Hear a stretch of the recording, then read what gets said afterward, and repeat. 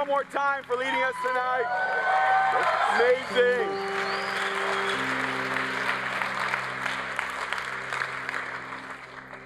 You can have a seat.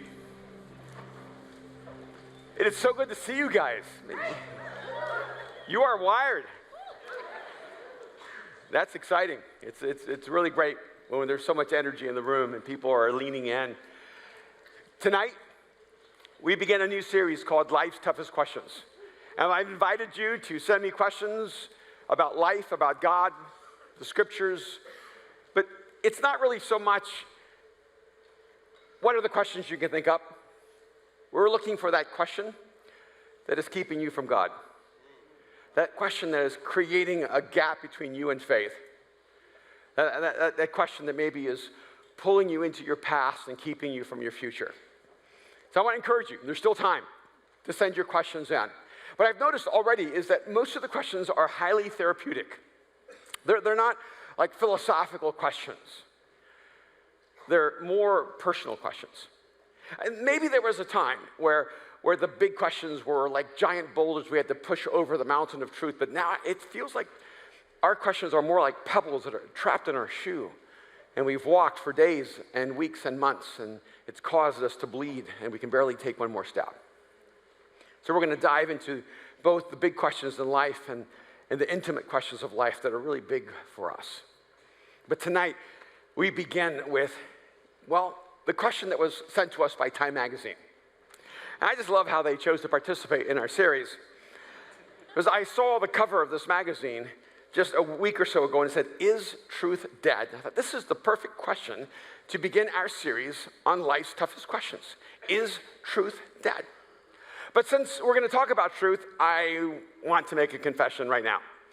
When I saw the cover and I decided to make this our opening conversation, I had not opened the magazine and read the article.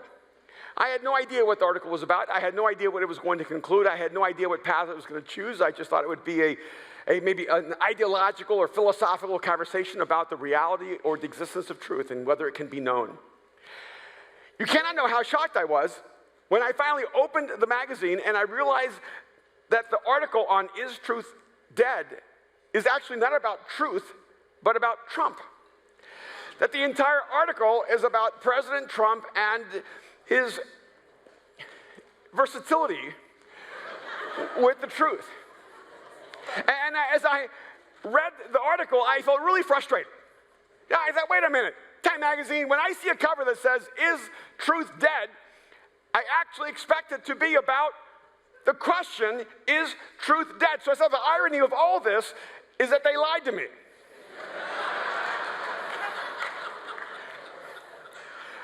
I'm happy to have conversations about presidents and governments and political situations, but I would like to actually know that's what I'm diving into. And then I noted the cover. I had seen that cover before. It was a repeat, and then I found out that it was actually a replication of the April 8th, 1966 cover from Time Magazine that asked the question, "Is God dead?" So we have on April 8th, 1966, the question, "Is God dead?" And now we have on April 3rd, 2017, the question, "Is truth dead?" And Time Magazine purposefully connected these two covers and these two questions. Little side note, that font from 1966, it no longer exists. They couldn't find that font. The font they used for that cover could not be used for this cover. So they had to hire an artist who hand drew this cover so it would match the other cover. So in other words, it's a deception. It's made to look like it, but it's not it. Once again, we dive deep into the issues of truth. Just on time.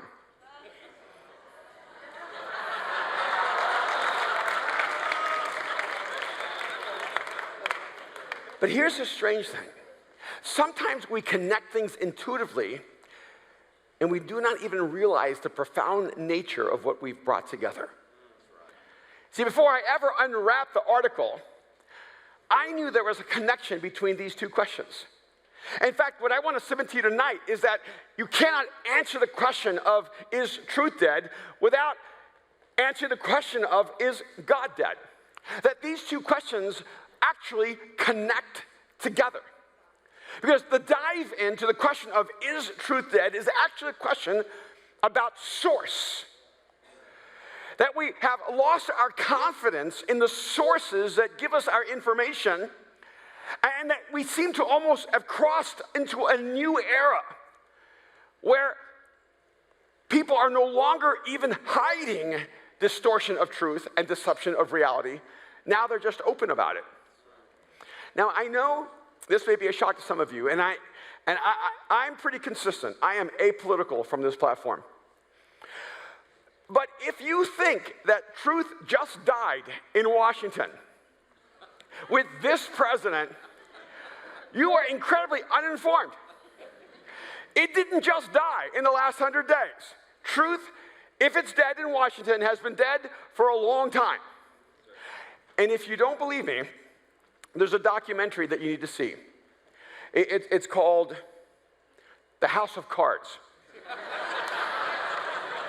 And it's narrated by Kevin Spacey. And it is a terrifying inside look to the realities of Washington politics. I think we all sort of know that we seem far too comfortable in the lies than in the truth. And in this time in history, in this generation, I'm surprised you trust anything. Everything seems to have been unwrapped to be a source with an agenda rather than with a commitment.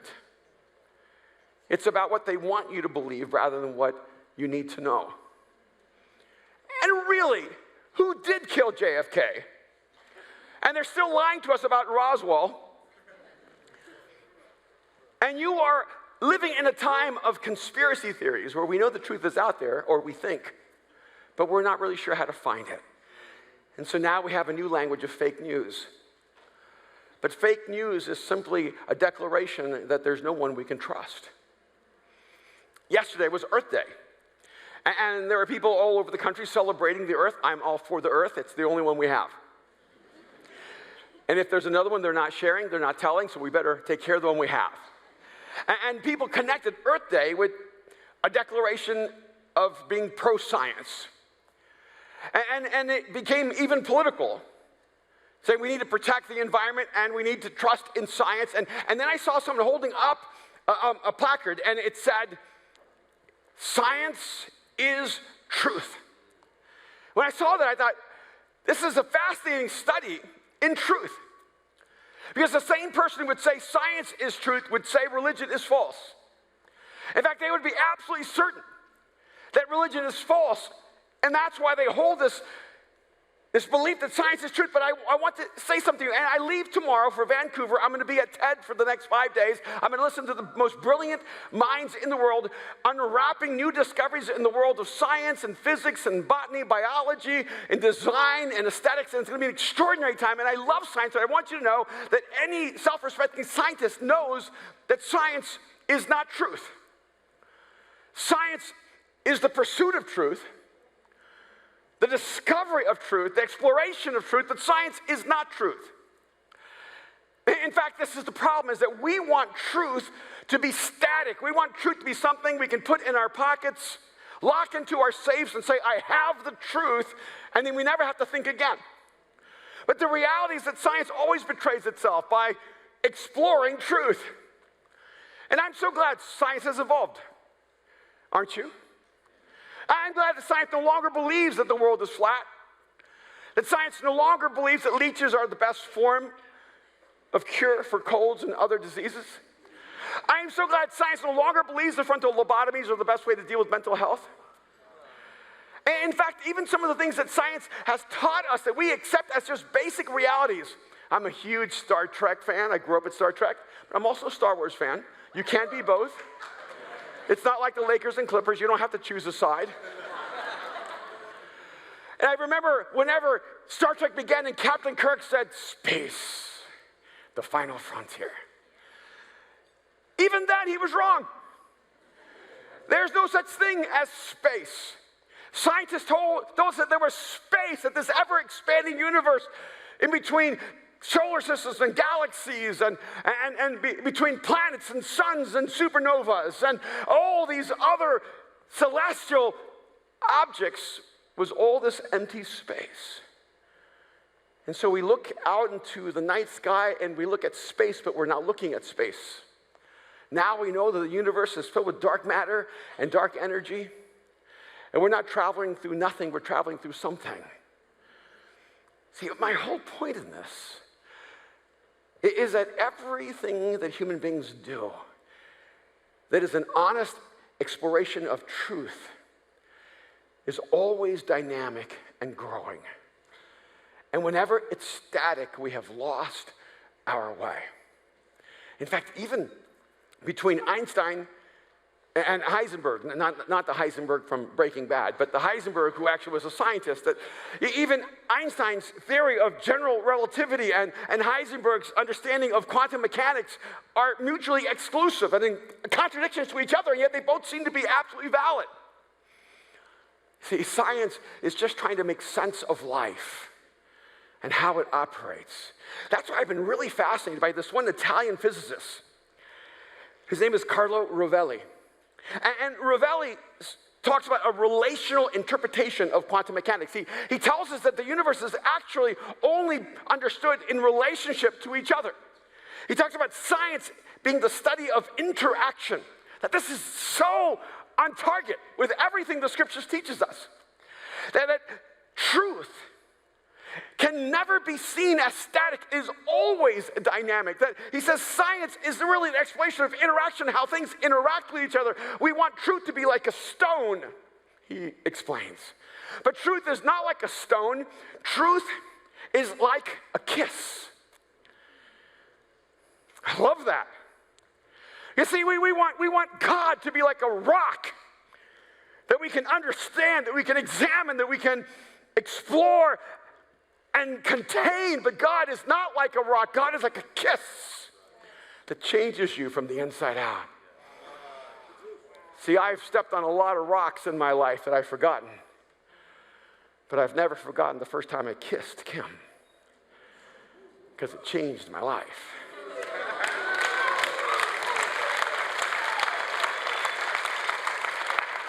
Now, I can tell you that for many of us, God is like a rock. He's like a stone. He's like a piece of information. He's just spiritual data.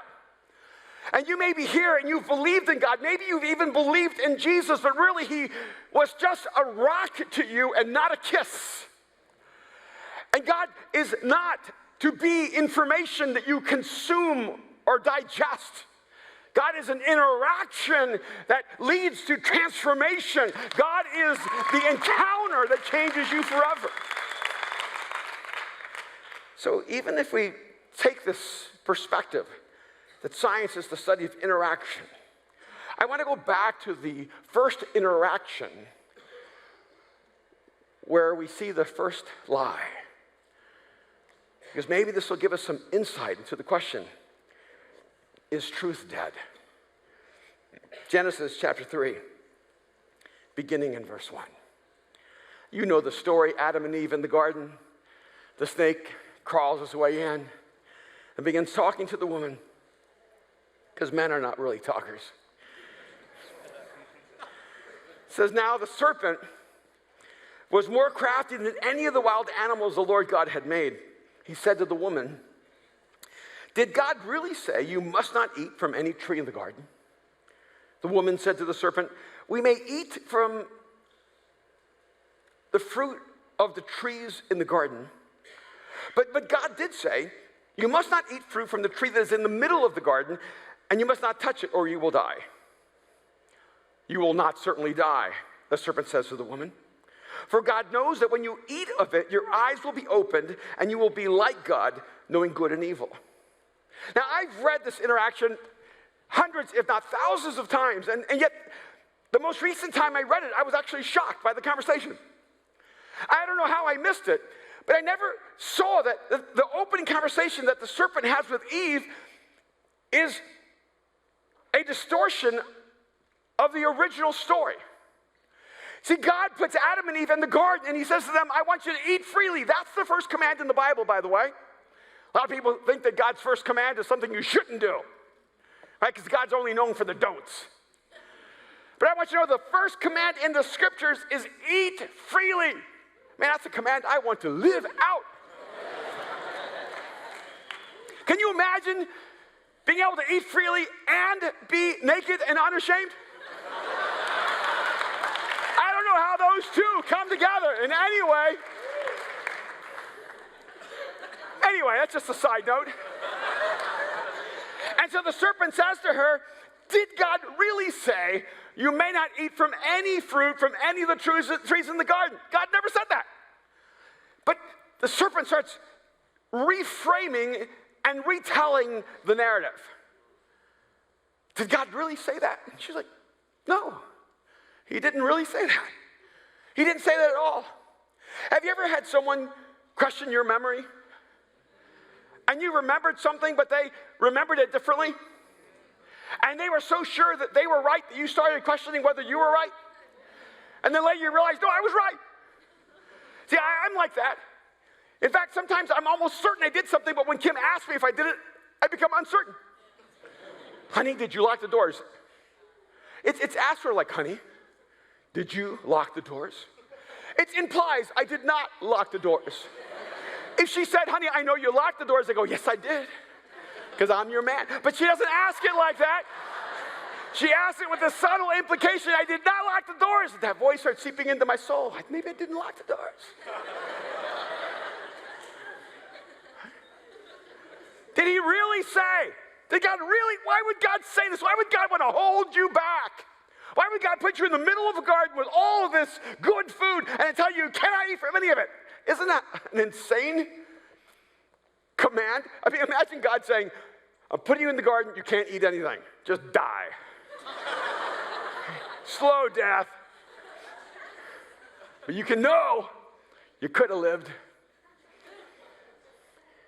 I think that's the way a lot of us think God is. That he puts us in a garden full of abundance and he withholds everything that's good from us. Because he can. And that's what the serpent was leaning into Eve's soul. And Eve held on to it. He said, no, he didn't say that. He said we could eat from any fruit, from any tree, except for this one in the middle. Why he put in the middle? I don't know. Why they stayed in the middle? I don't know.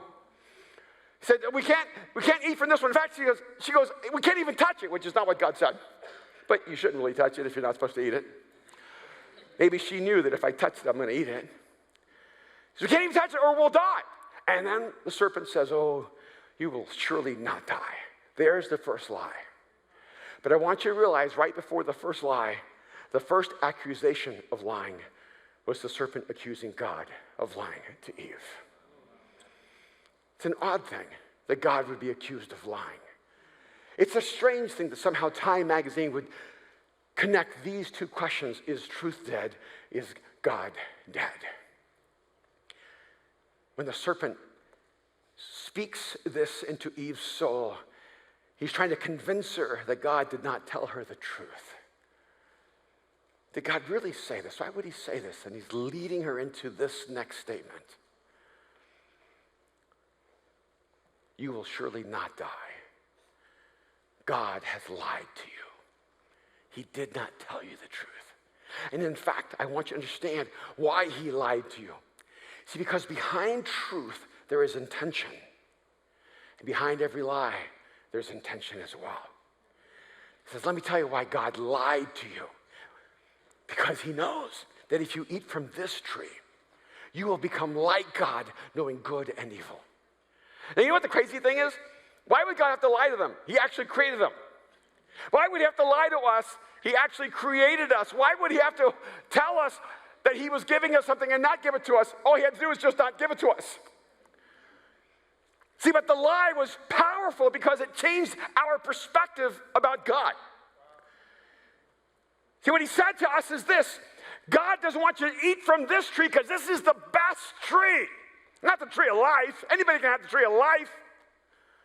God doesn't want you to eat from this tree because if you eat from this tree, you will become like God. Here's the crazy thing.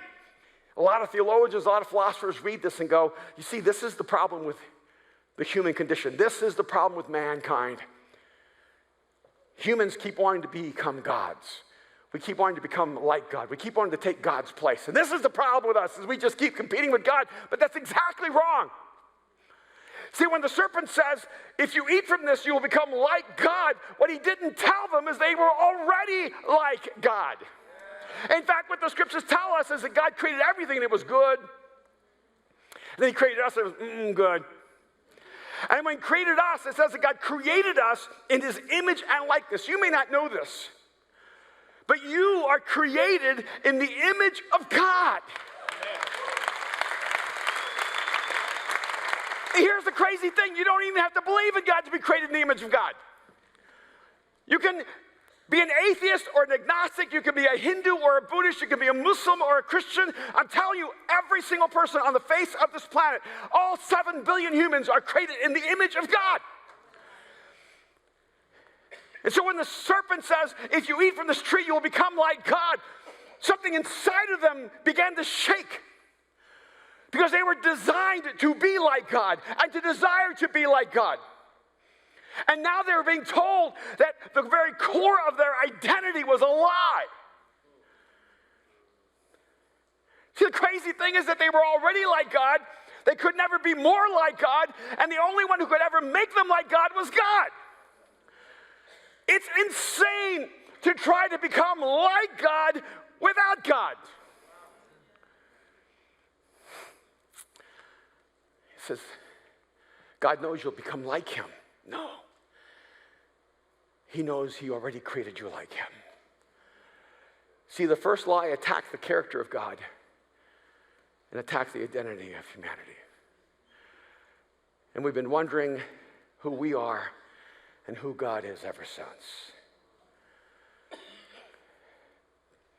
He knows that if you eat from this tree, you'll become like God, knowing good and evil. You know what the serpent was saying? God does not have your best in mind. God's intention for you is less than you think.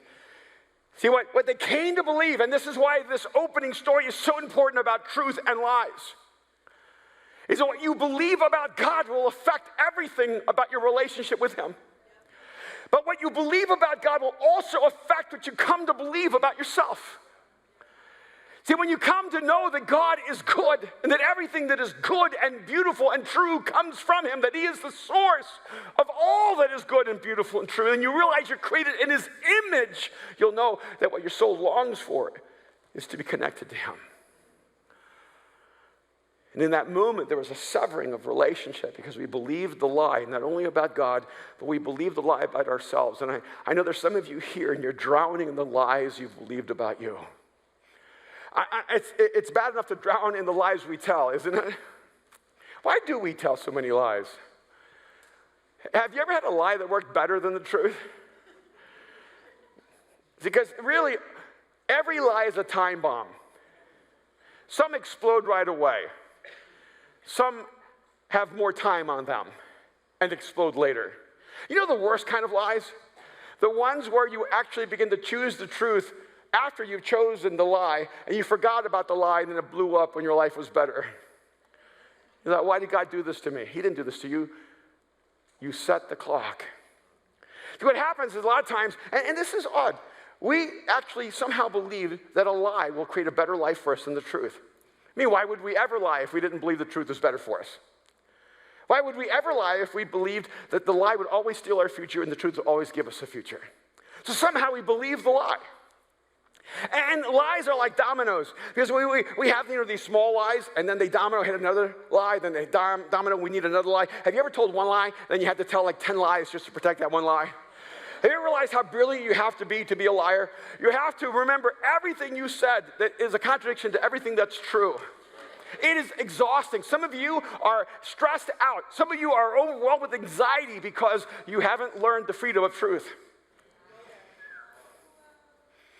See, what happens is that the lie starts slower than us, but picks up momentum, then runs faster than us, and we're trying to run ahead of the lie before everybody sees it. What I love about the truth is the truth has swagger. You know?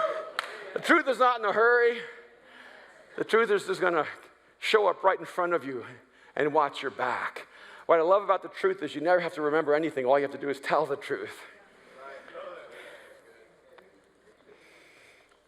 But here's the powerful reality that even is connected to what Ravelli describes the relational interpretation of quantum mechanics, is that all truth is actually relational, not informational.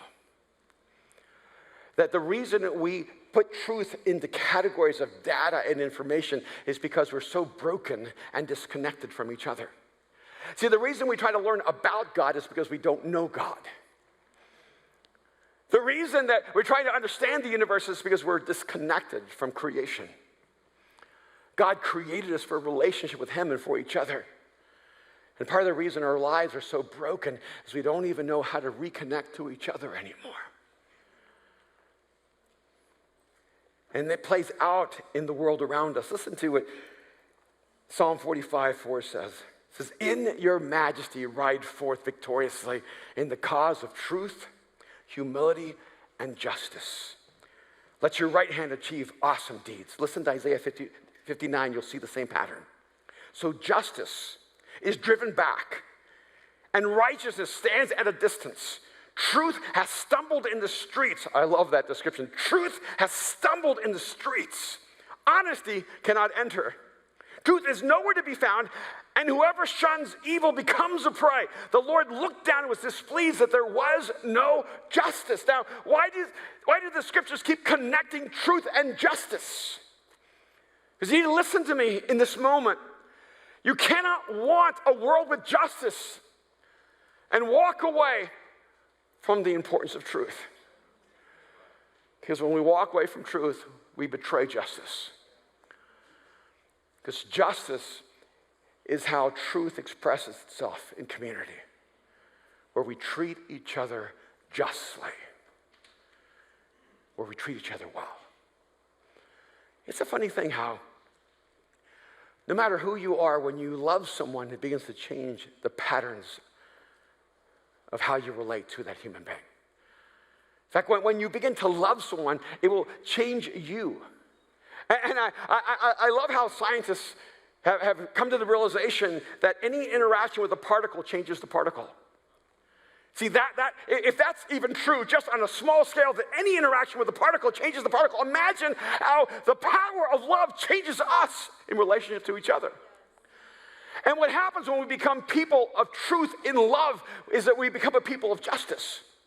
We begin to treat each other the way we want to be treated. We treat people with value. We treat them humanely. We treat them as if they have meaning and importance and significance in the world. The great danger is to conclude that truth is dead. Because the moment truth is dead, justice is gone. There is no reason to care about each other or care about this earth or care about anything if there is no truth that drives us. But here's the beautiful thing. Truth is always an expression of its source. Have you ever been around someone who told you a crazy story that just could not have been true, but you knew they were honest people, so you believed them? And that crazy story proved to be true? I have. But have you ever been around someone that you knew was just sort of like a compulsive liar? And they told you a story that could have happened to anyone, you're like, yeah, it probably didn't happen. Have you ever realized that your investigative instincts about truth and falsehood are completely rooted in your interpretation of the source from which it comes? The idea of fake news isn't new. It's been happening in dating for years. Just a little thought I throw in there. I want you to see that truth is dynamic and not static. The truth happens in relationship. And that truth is revealed in the power of the change that happens when you engage that truth. In Psalm 25, verses 4 and 5, it says, "Show me your ways, Lord. Teach me your paths." A path is where you travel. "Teach me your paths. Guide me in your truth and teach me, for you are God, my Savior and my hope, is in you all day long. See, even the psalmist understood that truth isn't something you sit and learn. Truth is something you move into, and it transforms you. A few years ago, I was having a conversation with a friend, and we'd known each other for most of our lives. And in the conversation, he suddenly said to me, and he meant it as an insult, "Wow, you've changed." Like, yeah, what you used to believe didn't hold up. Who you were didn't hold up. Wow, you've changed. Have you ever been insulted by someone? You just wanted to defend yourself? I want to scream, "No, I haven't." But the problem was I changed a lot. And I wanted to hide it, because in this moment I thought, change is an evidence that I'm weak. Then I realized, wait a minute, I'm 45. If I was still the same as I was when I was 25, that would be really, really bad. If I were 45 and I hadn't changed from the time I was 15, that would be tragic. In fact, if you're here and you haven't changed, you ought to just go into a fetal position and start sobbing, because you are a mess. In fact, the problem with some of us is that we're not changing. We're still the same person at 28 that we were at 18, at 38 that we were at 28, the same person at 48 that we were when we were 12. There has to come a point where we actually change. I was talking to someone today, and it was this great conversation about truth. And he said, "I disagree with you." So we started talking, going at it. All right, let's talk about this. I said, "Now let me ask you, what's more true to you? 2 + 2 = 4? Or that you love your fiance?" He physically stepped back just a little bit. He said, "They're both true in different ways." He wasn't going to give me any ground. He said, "They're both true in different ways?" No. See, 2 + 2 = 4 never changed you. But the moment you fell in love with your fiance, it changed you forever. See, what we want is truth that we own, but doesn't own us. We want truth we can understand, but not truth that changes who we are.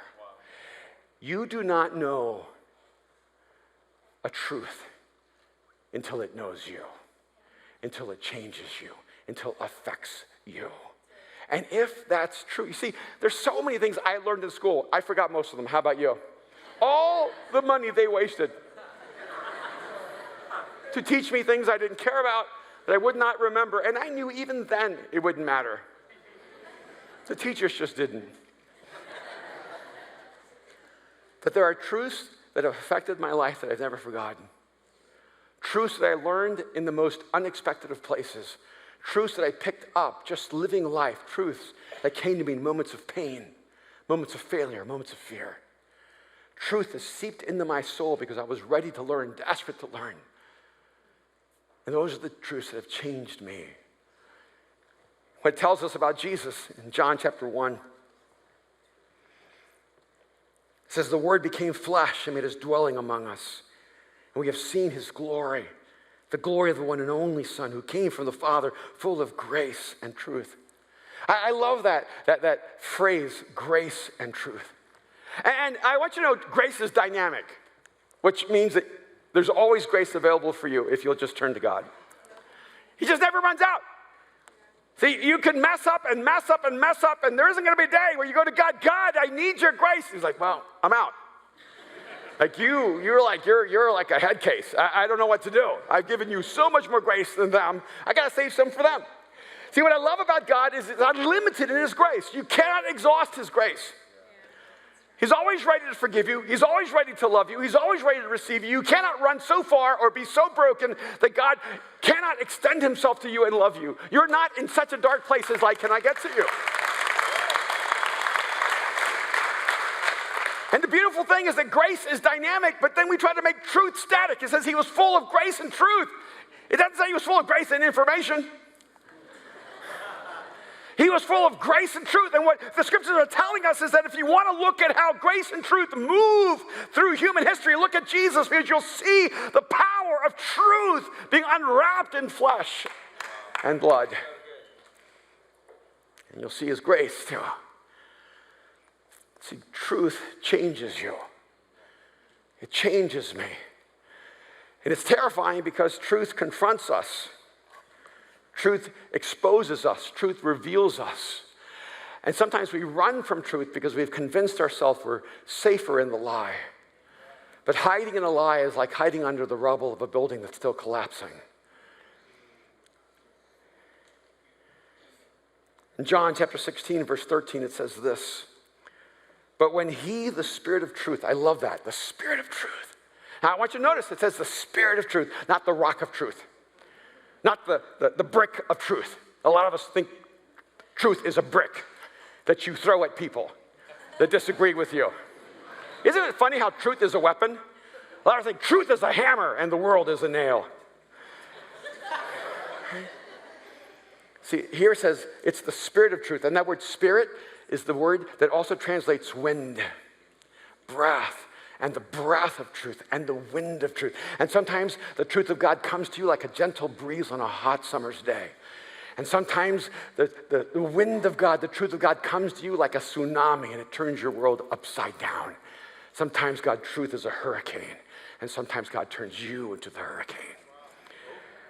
But when he, the Spirit of truth, comes, he will guide you into all truth. This is almost an image of you being a sail and the wind of God coming and filling you and moving you into the future you could only imagine or hope for.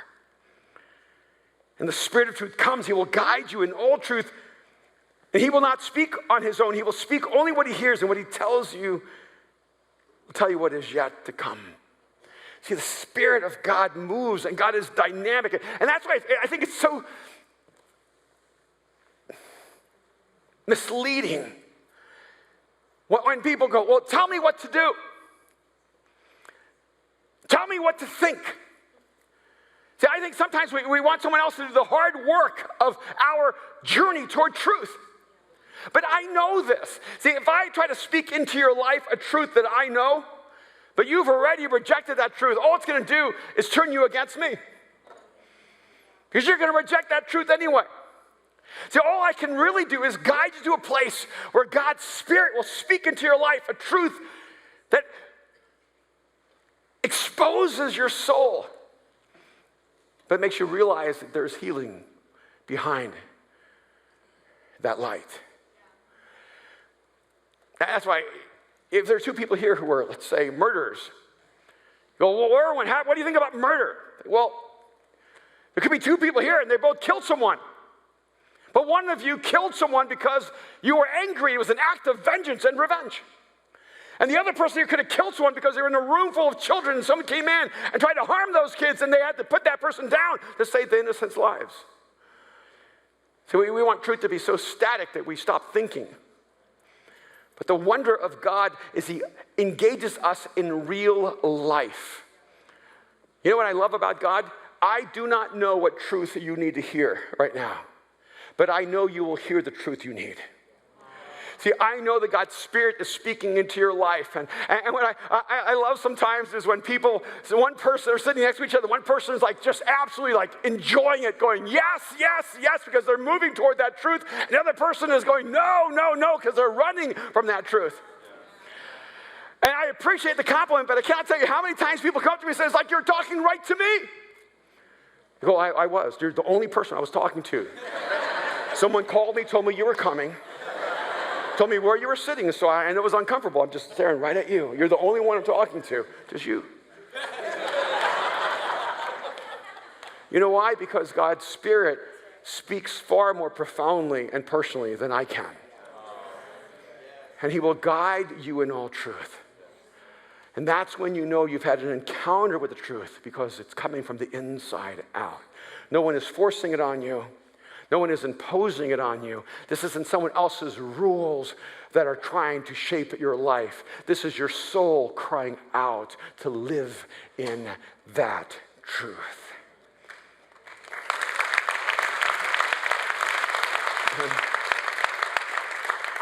And Jesus says this in John 8, beginning of verse 32. He says, then you will know the truth. So the truth can be known. So Jesus is answering the question, is truth dead? Jesus says, no, truth is doing really well. Truth is alive and well. You should come here. He says, then you shall know the truth, and you will be brilliant. That's not what it says. I just thought one make some of you hopeful. And you shall know the truth, and the truth will set you free. Yeah. See, I love this. You see, God understands what we need.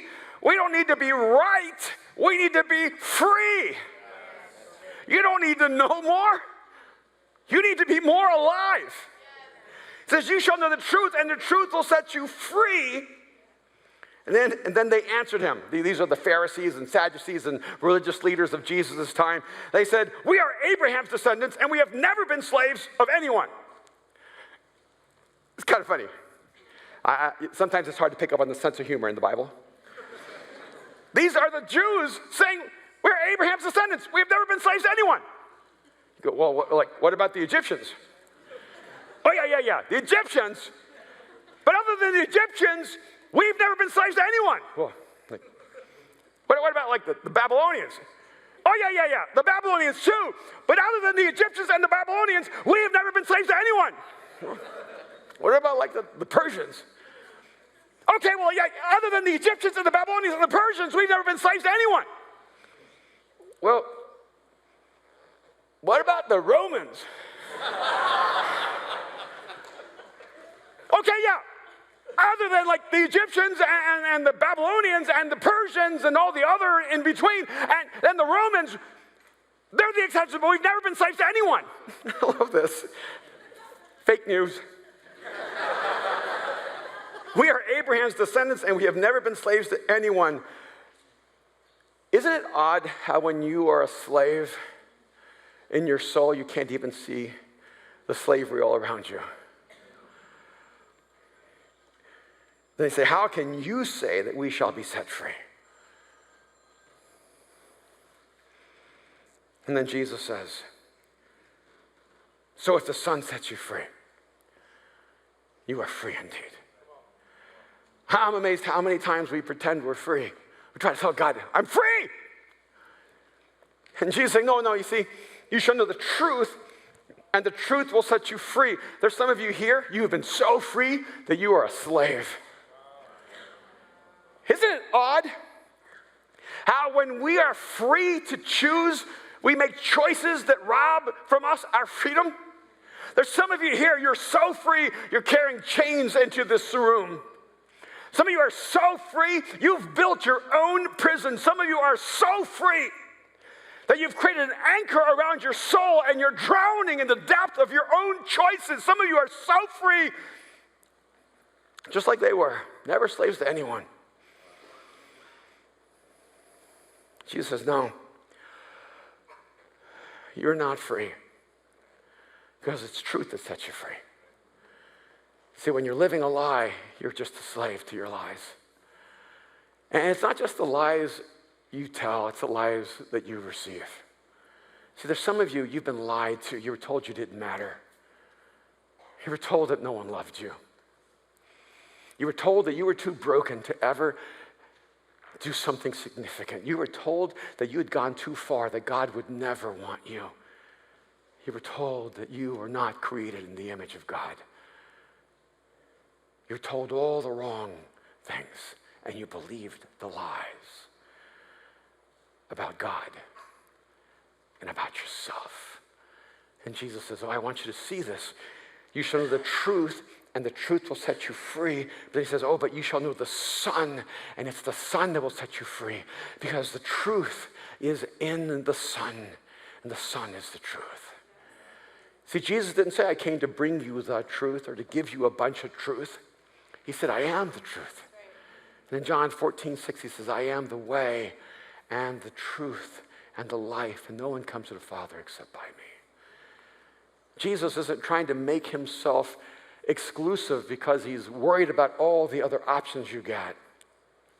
He's trying to tell you that there's only one source of life, one source of hope, one source of truth. And it's the God who created you.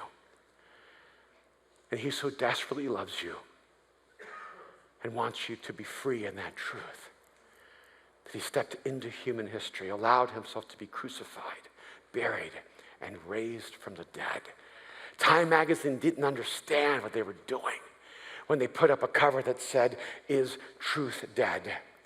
And then matched it with the cover that said, "Is God dead?" Because you see, truth only exists because it comes from a source that can always be trusted. Truth exists because God exists.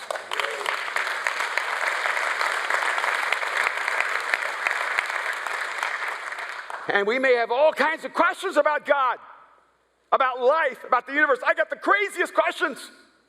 I got one that's for Erwin. If we discover there's life on other planets, how will that change our confidence in the Bible? I'm like, you don't believe there's life on other planets? Wow. That's news to me. I think there is. I hope there is. I love new foods. That's like, first time I tried Chinese or sushi, Italian, I was like, can you imagine? I'm trying like Martian. This is going to be awesome. Why is it that people who believe in God are afraid that there might be life on other planets?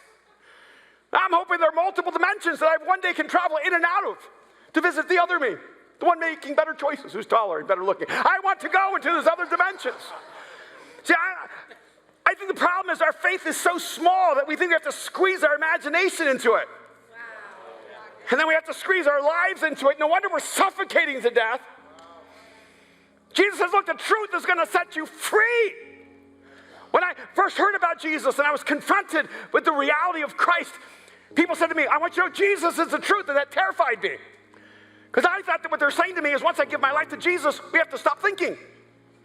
We have all the truth. It's all done. All the answers there. Just fill in the blank. It's completely the opposite. See, when you enter into a life with Jesus, it's as if your soul opens up and your mind opens up, your imagination expands, and now you can see things you could never see. Imagine things you could never dream. I love that Jesus took me into an existence filled with mystery and uncertainty and wonder. I love that truth is dynamic and relational and personal. You know, the most important truth you can ever embrace is the one that changes you forever. And maybe this is the day where you would step into that truth. The truth that God loves you. The truth that Jesus died on the cross for you. The truth that you're broken. That we're all imperfect. That we all are drowning in our sin and we're drowning in our emptiness. And I know there are truths that make us uncomfortable, but you know the greatest freedom in the world is just telling God the truth and saying, God, I need you. He already knows you're a wreck. So just tell him the truth. God, I don't have anywhere else to go. I have nowhere else to turn. I need you in my life. Jesus, I don't deserve for you to love me, but I need your love. Jesus, I cannot understand why you would die on a cross for me, but I'm going to just embrace that. There's some of you here who need to have the most honest moment of your life. You need to step into the truth and just tell God the truth and then receive from him his truth to you, that he died for you so that you could live.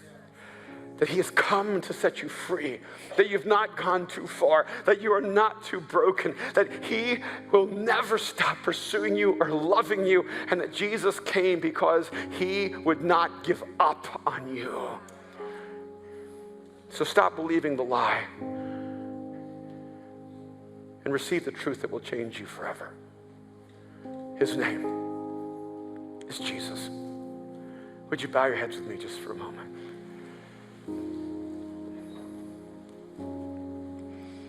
If you're here today and you're just tired of doing this alone, if finally makes sense to you that God loves you and came for you and that Jesus is his name, you're ready to just come clean with God and just tell him the truth that you need him, to give your life to him so he can give his life to you. I want you right now in your soul to cross that line of faith right now and to tell God the truth. Tell him you need him. Tell him that your life belongs to him now. I just want to give you a simple prayer, one sentence. Jesus, I give you my life. Tell him that truth right now. Jesus, I give you my life. Just pray that right now in the sacredness of this moment, the privacy of where you are. Just tell him right now, Jesus, I give you my life. And I assure you in this moment, Jesus will give you his life right now. If you prayed that prayer, Jesus will give you his life right now. And his truth will set you free. For he who the Son sets free is free indeed. If you're here and you've prayed that prayer, if you're here and you've crossed that line of faith, if you're here and you've come clean with God and said, yes, I need you, I give you my life, I want to pray for you right now. But I want you to take a moment. I want you to step into the light. I want you to step into the truth. I want you to own this truth. I don't want you to be hidden. I want you to own and embrace this moment. Say, yes, today I give my life to Jesus. And if that's you, I just want you to hold your hand up high right away, right now. Just hold it up high and say, yeah, it's me. Beautiful, wonderful, wonderful. Anyone else right now? Just hold it up high. Let me see you. Don't be embarrassed. Don't worry about anybody else. Who cares what anyone else thinks? Everyone else here will just celebrate. But just hold your hand up high and say, yes, that's me. This is my moment. Today, I step into the truth that Jesus loves me, that Jesus died for me, that Jesus is here to give me life right now. Just hold it up high. Say, I prayed that prayer. I have chosen to give my life to Jesus. Anyone else right now, just hold it up high. Beautiful all over the room. Father, I pray for those that in this moment are stepping into your truth. I thank you that the answer to the question, is truth dead? Is no, it is alive and well, because God is not dead, for you are alive and well. And I pray, God, for those that in this moment have crossed that line of faith, have stepped out of darkness into light, out of death into life. I pray that you would just strip away from their soul all the lies that have been told to them, all the lies that have made them believe that they cannot be loved, that they cannot be free, that they cannot be new. I pray that right now you would speak truth into them, that your love has the power to change everything in them, that you have set them free. I pray that you would speak truth into them and fill them with hope and with joy. I pray that you would speak truth into them, that the future will be better than the past, that you would speak truth into them, that they are valued, that they matter, that they are loved, and that they belong to you, and that nothing but nothing can take them from your hand. For they are yours, and you are theirs. We pray, Father, in Jesus' name, in Jesus' name, amen. Can we just thank God for all those who responded to him? Beautiful. So good.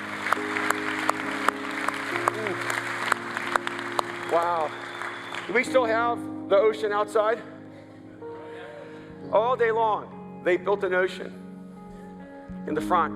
And all day long, people have been responding to the voice of Jesus in their own hearts. God speaking to them, giving them hope, filling them with love, giving them new life. And it's been beautiful. People have just been getting up. And even though they didn't plan it, they didn't prepare it, they didn't bring clothes, they just got up and went and got baptized. We have a change of clothes available out here. Some of you have had way too much control over your life. In this moment, it's time to just relinquish that control. Say, all right, God, I'm in. So what I want to ask you to do, if you're here, you're like, Jesus, I gave my life to you. I'm ready to follow you. I'm just going public.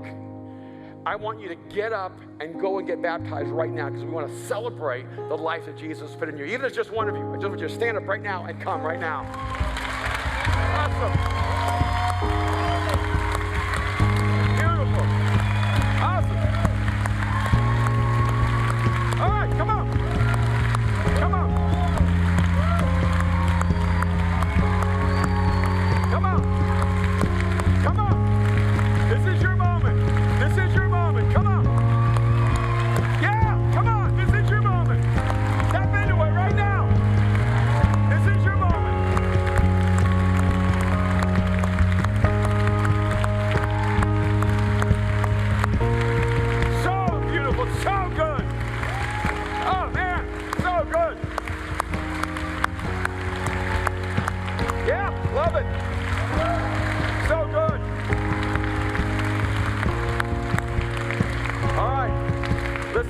Seriously.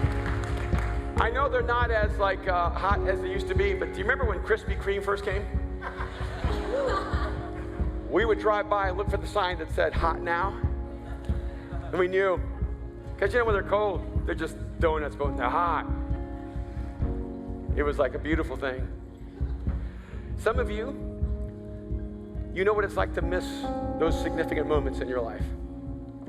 A moment you knew you should have stepped into. A moment that was hot. But if you didn't take it that moment, it would become cold very quickly.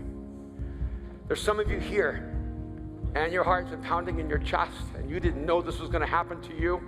Maybe you came in here tonight and you were an atheist when you walked in, but God has spoken to you. And it's such a confusing thing when God speaks to you when you're an atheist.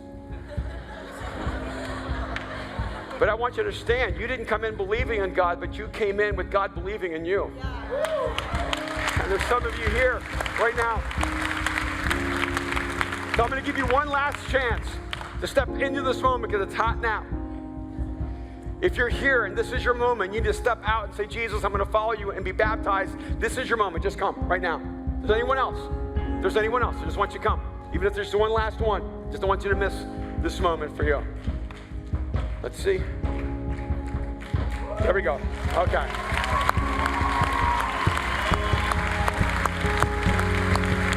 Beautiful. Wonderful. Yeah.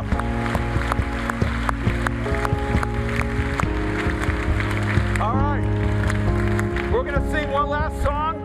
They're going to be changing clothes. Then we're all going to go out there and watch and get baptized. More coming. That's all right. That's good. Next week, we're going to continue Life's Toughest Questions. And because I've received so many emails from people who are hurting, so many emails from people who said, why did God allow this to happen to me? Why did this happen to me? Why have I had this pain, this suffering, and God didn't answer my prayers? And so next week, we're going to talk about why would God let this happen to you? We're going to talk about the hard question of how could a loving God allow so much suffering in your life, so much suffering in the world. We're going to look at it from a big perspective, but then we're going to look at it from a really intimate perspective. And this is what I believe about next week. Have you ever noticed that hurt people hurt people? But you know what's beautiful? Healed people heal people.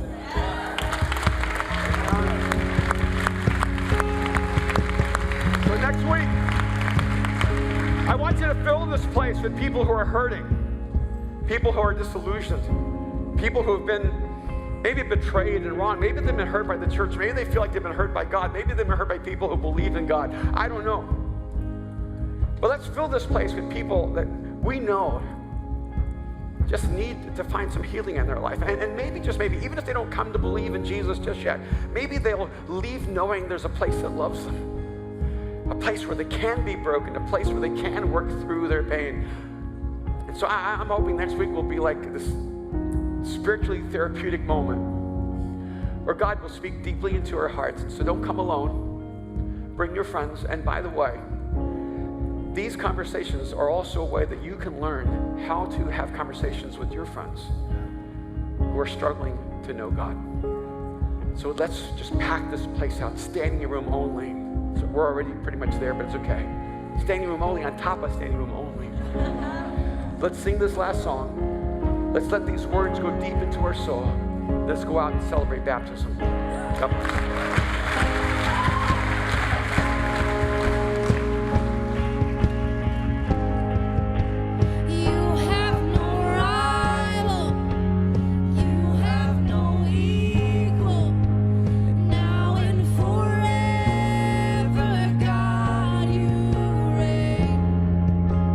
Yours is the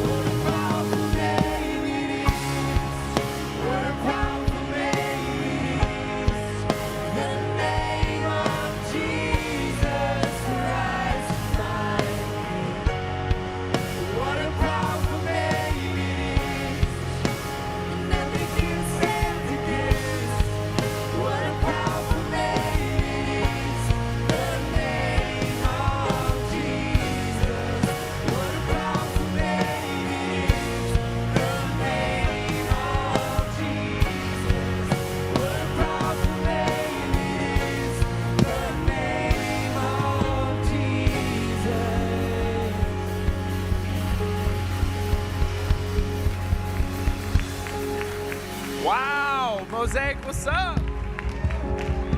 Hey, can we just thank our pastor, Erwin McManus, one more time?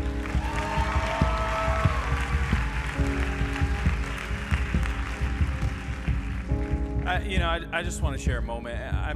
I'm so grateful. I know Pastor Erwin has been mentoring me from far, from close for years. And I thought it was so beautiful. I'm over here and I look at Pastor Kim, and I know the McManus family has been leaning into this mission, helping people bring life, and the smile that's on her face, and I just know because it's so real that Mosaic is committed to bringing life to people. And I just hope that you know, if you're here, that you belong, that there's a community that's fighting for you, that there are pastors that are fighting for you, that are willing to make sacrifices for you. And so don't leave today. We want you to know that you don't have to journey alone, that there's people that believe in you, that there's a God who believes in you and a community that believes in you. So we switched things up a little bit. We have our next step area is going to be out the front. So we're going to exit the same way we came in, because we want you guys to hang out with us. Let's celebrate together. Everybody that has said, hey, I'm going public, I'm going to commit to Jesus, I want to say that I'm all in. So we're going to have a baptism on the front lawn, but as you exit out our front lobby, there's the next step area. We have a copy of the scriptures. If you're here today, take that step. Let us know. Maybe this is the first moment to say, hey, I want to follow Jesus. I want to copy the scriptures. And then tomorrow night we have crew nights. Hey, if you have people that you think, man, they should have been here, maybe their baby step is going into their own community and a local coffee shop around you. You bring them to a crew night tomorrow night, and let's start the conversation there. And then next week, let's pack this place out all day and continue what God's doing here in this space. Hey, we love you guys. We'll see you tomorrow night, or we'll see you on that front lawn for baptism. Take care.